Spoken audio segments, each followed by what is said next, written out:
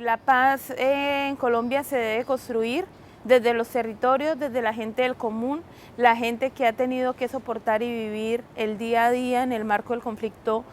político, social y armado. Desde ahí debe construirse, o sea, desde el barro, desde el campo, desde las necesidades, para poder llegar a un alto nivel de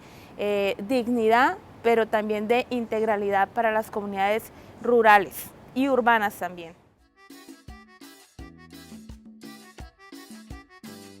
Ha sido el punto 4 del acuerdo, que no va separado del punto 1, es decir, todo lo que tiene que ver con en materia de garantías de acceso a la tierra, cambio de estilos de vida en materia de producción agropecuaria, es decir, sustituir cultivos de coca por cultivos de pan coger, pero esto acompañado de toda una estrategia de infraestructura social, salud, educación, vías,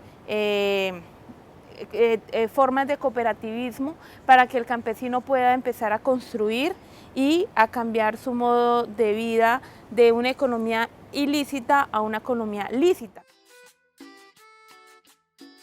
Si hay futuro, yo creo que desde que esté la llama encendida de la esperanza, suena muy utópico, suena como ese sueño, pero no podemos perder ese sueño. Creo que si algunos hablan de que la paz es un fracaso, para nosotros la paz sigue vigente, ese camino de construcción de paz, habrá futuro y hay futuro en la medida de que no aflojemos, desde que no desfallezcamos y que sigamos insistiendo y persistiendo y resistiendo